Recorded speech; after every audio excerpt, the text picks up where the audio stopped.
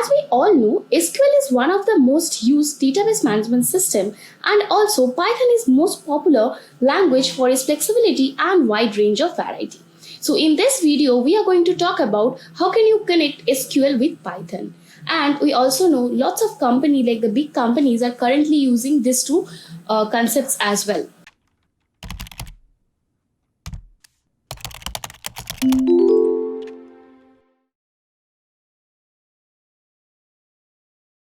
So before start the tutorial, let me introduce that Great Learning has came up with a brilliant idea, that is Great Learning Academy, where you will get almost 80 plus free courses, and after complete your course you can claim your certificate as well. And if you want to do these courses in a mobile application, that is also possible using Great Learning app. So let's get started with the tutorial. Now we have talked about two different projects. One is HR database management system, and the previous one we have done, that is broadband database management system. So we got to know how this works, how this database management works, how can you solve different types of query using SQL. Right now we are going to use SQL using Python. How to do that? Here we are going to connect SQL database with Python.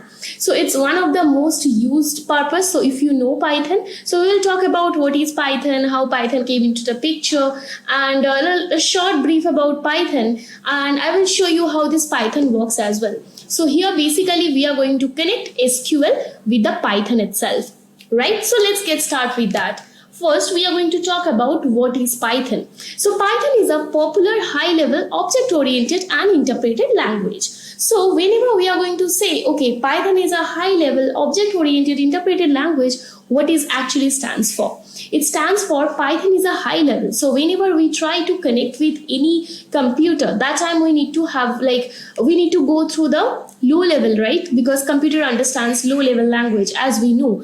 But in the case of Python, you can do these things using the high level language like English, right? If you know English, you can start up writing your Python code. Now comes Python is object-oriented programming language. Object-oriented, the OOPS concept is a whole concept. Actually, it gives so many features to a programmer. There are lots of features we have. So in that case, Python has that facility as well. And it's interpreted because it's already interpreted, right? From here, if we go into the history of Python, how Python came into the picture, then let me give you the idea that how this language name is Python and why it's Python. I know it's quite bad. Why this language name is Python, right? Let me give you the actual reason behind that. Python is invented by Rossum in 1989. So inventor of Python is Rossum. Rossum used to love watching comedy movies from late 70s. He needed a short, unique, and slightly mysterious name for his language. And in that time, fortunately, he was watching Monty Python's Flying Circus. From that name itself, he thought of, okay, he can keep his language name Python. It's really little mysterious as well. It's short and it's unique. So this is how Python invented, and this is how this language name end up with Python, right? So this is the history behind Python. Now we are going to talk about what are the reasons you should learn Python. So I will give you a few reasons for that. There is a reason that currently everyone is starting learning Python. They are using Python as their programming language, right? So what are those reasons? So if you are a web developer, maybe you do full stack web development to making your website, that time you can use Python. If you ask me why, because there is plenty of reason is there why you need to use Python. Because there are lots of frameworks are already available in Python. They will help you to make your work easy. Right, you can use web development using Python, like they have Django, Flask, right? These are the frameworks you can directly use to make your website, and there is lots of other options as well how you can actually deploy your website. Then comes the length of the program. So whenever you are talking about you need to write a program, right? Maybe you need to do a summation or just need to write hello, welcome, right? So in that case, for Java or C++, at most you have to write almost 2 to 3 lines of code. But in the case of Python, you just need to write 1 line of code, like write just print and then hello world. That's all you need to write. So this is where when it comes to the length of the program, If you use Python, it will really become short, because as we think about a programmer, always this first thing come into our mind, they have to deal with like lots of lines of codes. But in the case of Python, it's not really that true, right? Then comes a Python is simple and beginner friendly. Yes, Python is one of the most simple language. It does not have lots of syntax, and I can say it doesn't have a syntax, right? It just maintain the indentation. You have to maintain the indentation, right? That's all you need to require. And it's a very beginner friendly. So if you never had done any programming language, then Python will be the best option for you, because it's easy, it's simple, and there are not lots of things you need to remind. Now comes the mathematical computation. If you go for some of the data science part, or if you really want to do some of the mathematical computation for your work itself, that time Python has a lots of library to help you out with that. So just think of, if you need to just write a code from the scratch for a mathematical computation, how painful it will be, right? So Fourier transform and all those things you can do directly using those frameworks, not the frameworks, the libraries the Python has. Right now comes the graphical user interface, that is GUI. So graphical user interface is basically used by many gamers, right? If you are a gamer and if you want to make your own game, and if you want to use a very cool graphics, right, graphics user interface, that time you can use Python. I mean, there are lots of reasons. We just give few reasons to learn Python. There are lots of reasons to learn Python. Now we are going to talk about why Python is so popular. So I will give you the reason why Python is so popular. So whenever we are going to talk about any language, specifically any language, there are lots of things comes into the picture. First, the community for that language. So if you ask me why community matters, because community is one of the place where if you don't know someone who is going to help you on that particular thing, but if the community is very active for that particular language, that time that community and the they will have lots of learners and collaborators. They will come up to solve your doubt. Some you can think of you were stuck somewhere, right? In that time, if you just go and check out the community, and if you just ask for help, they will come and they will always help you, right? Always they will love to help you to solve your problems. This is the main reason for any particular language. So its community should be very active. So this is when this comes to Python. Python has the largest community for learners and collaborators. Now Python is open source. You don't need to pay anything for Python. Then easy to learn and usable flexibility. We have talked about this before earlier as well. Now comes huge numbers of Python libraries. Yes, Python do have lots of libraries, right, that you can use, and it will solve your, make your life easy in everything. You don't need to do from the scratch. And there are lots of frameworks also we have. Now comes supports big data, machine learning, cloud computing. When we talk about deep learning, right, when we talk about some, data mining techniques, everything you can do using Python. Okay, now Python is also supports automations. So there are plenty of reasons why Python is so popular. So this is why we are going to try to connect Python with SQL. I hope if you want to make any project using Python, and if you want to connect your database with Python, you can do that, right? Now we are going to talk about the installing Python procedure. So if you want to install Python, you need to go to python.org, the official website you have to go, and you can directly download Python from there. Now we will talk about some of the IDE, that integrated development environment. So if you ask me why we are using that integrated development environment, so basically it makes your life easy to do the code, right? It offers you writing code, debugging codes and testing your codes itself, right? So there are lots of reasons for what we love to go for IDE. There are lots of IDE we have in Python, like we have PyCharm. So if you want to go for PyCharm, you can download it from the official website itself. And if there are one more that is we have, that is Anaconda. So we are going to use Anaconda for this particular project. So this is also one of the IDE that is, this IDE mostly used for data science. So it's known as Data Science Toolkit as well.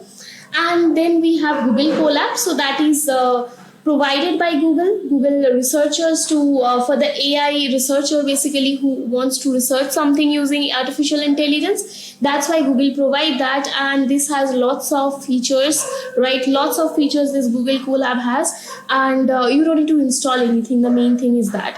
And one more thing, whenever you go for any installing any IDE, you have to sure that Python is already installed in your system.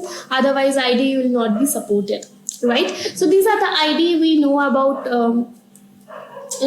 Pythons, and there are lots of other IDEs also there. If you want, you can check them out.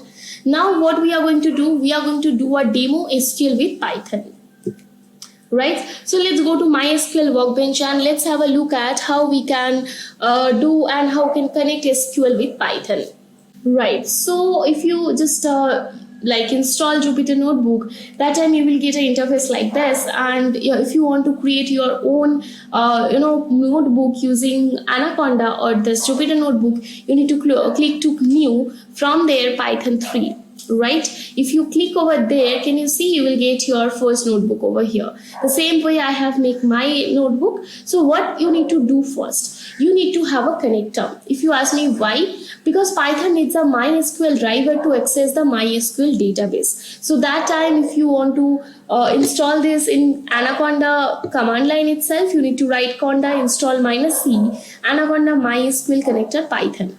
And if you want to do this in a pip install, you can do this over here itself, pip install MySQL connector Python, right? Now, as you have already done the connection, right? Your connection is done. Okay, so if you want to check if your connection is actually, the driver is already installed. Now you need to connect the MySQL. Start. If your driver is already installed, now if you want to check that connection is working or not, for that you need to do something. What you need to do? So what you need to do, you need to import MySQL.connector, this library. After that, what you need to do, MyDB, your the variable equals to MySQL.connector.connect. So basically you have to call this function to connect your MySQL, right? So MySQL.connector.connect will help you to connect your SQL database with Python. So now if you ask me this host and user ID and password from where I got it, so if you go to MySQL, right?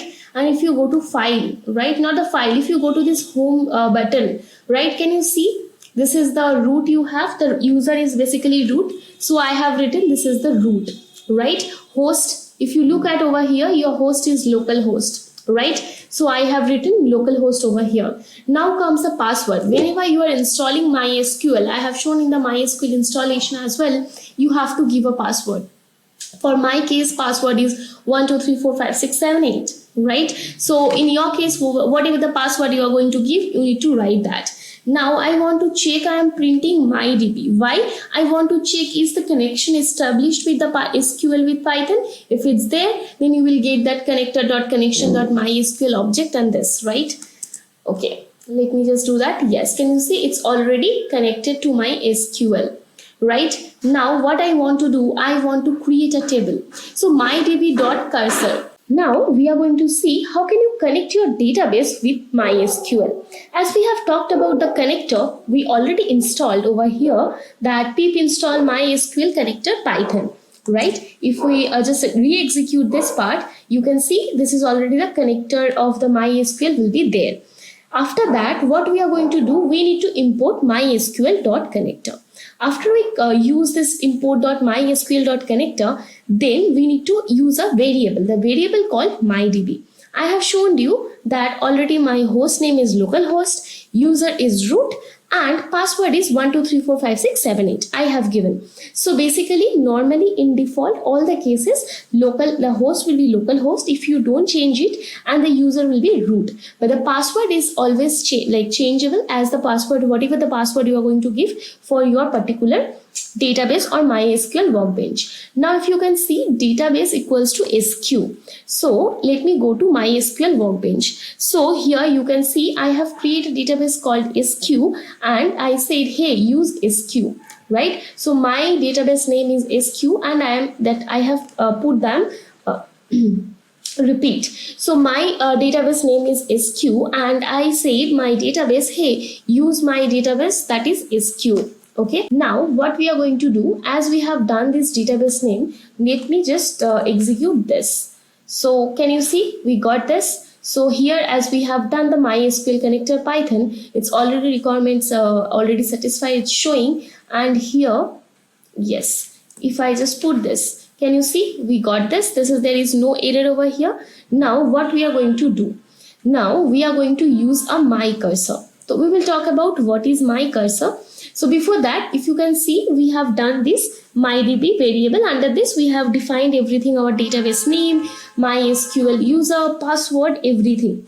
Right? Now what we are going to do? We are going to call a variable called my cursor. Right? But why do we need cursor in MySQL? Okay, so right, so cursor is basically like a, you know what, it's just like a object, right?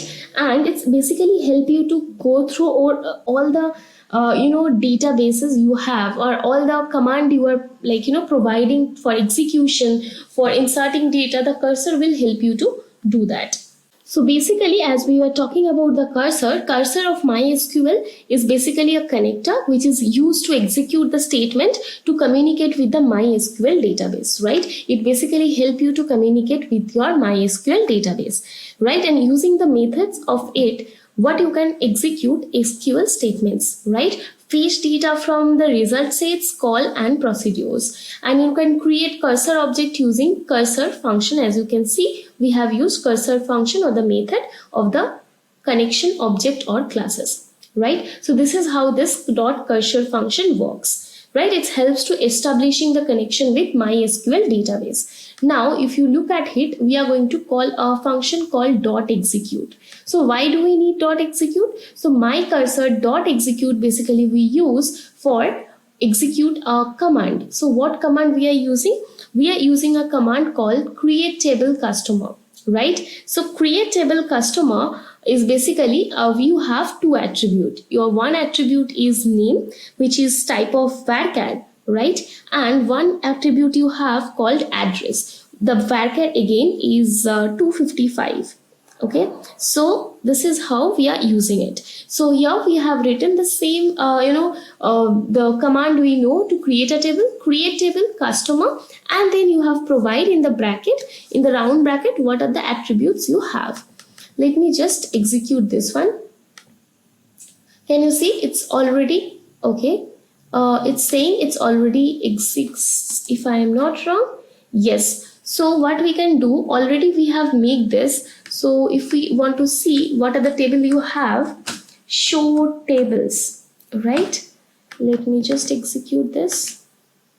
Okay, you have a customer table. Now I said as I want to make a customer table in this data set, now I want to drop the table. Okay, drop table customers. Okay, let me just execute this one. It's dropped, right? Now if you put on this show table, you have no table over here. If we go back to again the Anaconda, so what you are saying that, okay, we are going to create a table called customer. Let me just execute this. Okay, can you see it's already executed, right? Now I will do the same thing I have done using show tables, right? To check whether you have table in your database or not. What to do? Again, you need to use my cursor, a variable equals to mydb dot cursor. So why we are using mydb? Because the connection you have made with the MySQL with Python, that is the variable under the variable mydb. So mydb and dot cursor, it's help you to again establish the connection. Now what I want to execute, if you need to execute any particular command or query, in that time you need to use dot execute function. So I have written my cursor dot execute, then show tables. So basically it will help you to show the table. Now I have used a for loop. If you ask me why, because for x in my cursor, print x. Maybe you will have more than one table, right? That time you need to use a for loop to see what are the tables you have. If I'm gonna execute this, can you see you got only customers, right? And let me just try one more thing. Maybe I am going to write my cursor.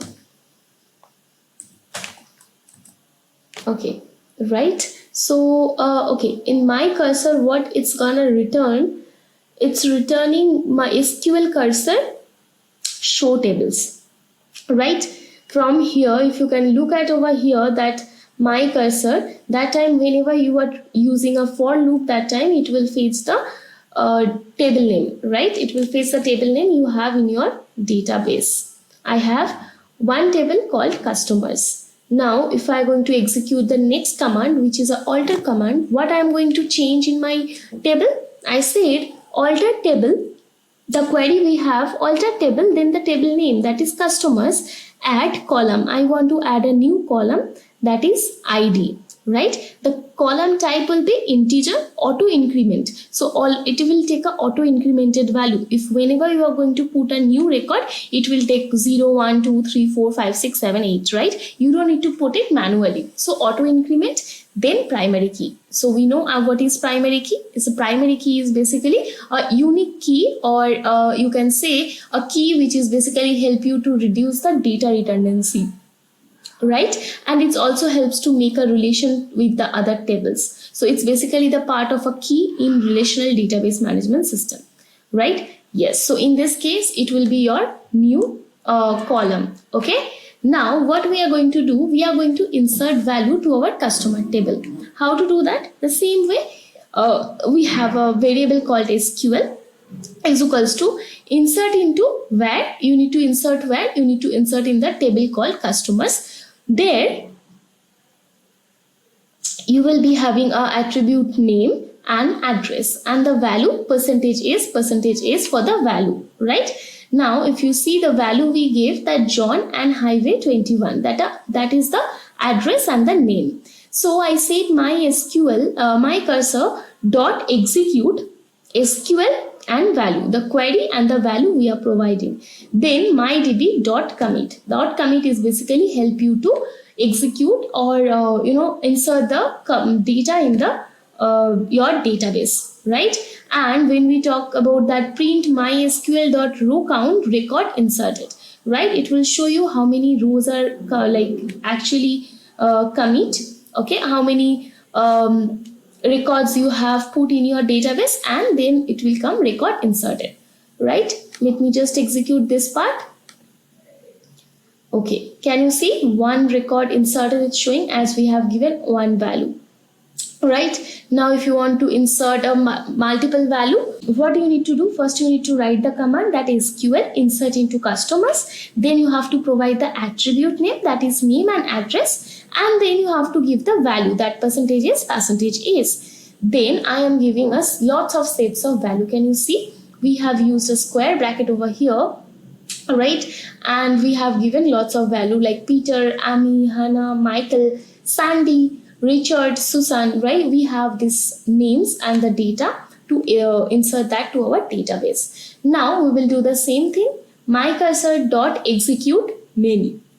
So whenever we are going to use execute many, whenever we have a lot of data to execute in one time. So in that case, we are going to use one function called execute many, okay? And then what we are going to do, SQL, we are sending SQL and val both. Then my db dot commit. So we are going to say, okay, you just already executed using my cursor, and then we are going to use my db dot commit. And if you use the same one, that my cursor is dot row count, it will give you a row count and was inserted, right? That will be your text. Can you see 13 was inserted? Yes, this is how you can insert data to your database from Python. Now let's go to MySQL and let's have a look at, are they really there? Are they already? So now we are going back to MySQL database and we will have a look at, are they really inserted to our database or it's not, right? So it's a both side validation from MySQL and Python as well, right? So let's go to MySQL and let's have a look at that actually this 13 records are inserted or not. And the commit function, basically you can say it allows you to perform multiple queries at once, okay, and automatically roll back the changes if one of them fails, right? So this is the reason why we use dot commit function. So let's go to MySQL. As you have seen that we are going to use dot like sq database, then show tables, right? Can you see we actually have the customer table over here. So we have created customer table through Python. Now what we are going to do, we are going to write select star from where, from customers, right? So as we know why we use that, so we use it to fetch the data from a database. That select command is basically used to select the data, the all the data from the particular table. So we use select star. Star basically you want all the records to be returned from customer table, right? Let me execute this. Can you see the total 13? So we will count, like if you want to count, right? Total 14 will be there if I am not wrong. So we are going to use a predefined function, that count function, to check how many records we have in our database.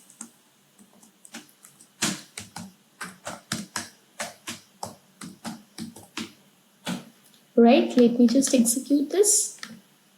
Can you see 14 is there? So you actually can confirm, okay, whatever I have inserted through Python, it's already inserted to my database. So our database and Python is connected. Now we can do any program, we can do any sort of query, we can use this. I mean basically you can directly use your database using Python. So maybe you have a website and from there you want to put some databases and you want to check. I mean you are taking the data from website's front page and you want to take them and you want to store them to the database directly using Python. You can do that, right? Now again, let's have a look at what else we can do. The same thing, that select star from customers that we have done in the MySQL. Can we do that? So yes, we can do that. You need to write mycursor.execute and then your query, that is select star from customers. Then my result is equals to mycursors.fetch all. It will fetch all the data you are going to get, right? And from there you are going to write for x in my result, as we need to use a for loop to get all the record one by one. Then you say print x. Can you see it's executed all the data you have got? So maybe if you want to write over here, select star from customers, what you will get? The same thing you will get, right? And if we write count, right, the same thing we have done over there, what we will get on this. Can you see you got 14? Yes, so this is how this whole scenario and whole this concepts work. This how you actually can do all the query if you know how to write MySQL query, and if you know how to connect MySQL with Python, you can start making your own website and you can start connecting your database with Python. Now comes mycursor.mydb to check where this where conditions works in the SQL. Like we use where clause to give some condition, like according to that condition we are going to fetch the data. So we can check that its where clause is working over here or not. So we have written again my cursor equals to mydb.cursor, the same procedure. For the query we have written select star from customers where address equals to Park Lane 38, right? So why want all the data if the address equals to Park Lane 38? Then all that my cursor dot execute and then your command. And then my result is equals to my cursor dot fetch all. So if you just look at it, can you see you got John, that is highway 21. Okay, sorry, I am so sorry. You got the answer, that being Park Lane 3811, right? This is your answer after putting the where clause in your query. Now, if you put the pattern matching, right? You want to the way word should be there in the address, then only it will return all the data. So that time you need to use like function, right? Or the like keyword basically. So like keyword will help you to do the pattern matching. If you say how and why we are writing this percentage, so basically this percentage sign are basically the way, after the way, right, after the way word or before the way word there can be anything, but this particular way, this way should be there in the address. So we have written select star from customers where address like way, right, like percentage way. So you can see high, the high is before there in way and after 21, right? There is one way, side way, right? So that is the thing. So way, the way particular keyword is there in the address and we use like function for that, right? Then we used order by. So why do we need order by? Order by is basically nothing but is giving you your data in a ascending or a descending order. So you said, hey, I want all the customers name which is in a ascending order. So in default it makes your data in a ascending order. So ascending order through which column you want. So in this case, I want the name. The name column should be in the ascending order.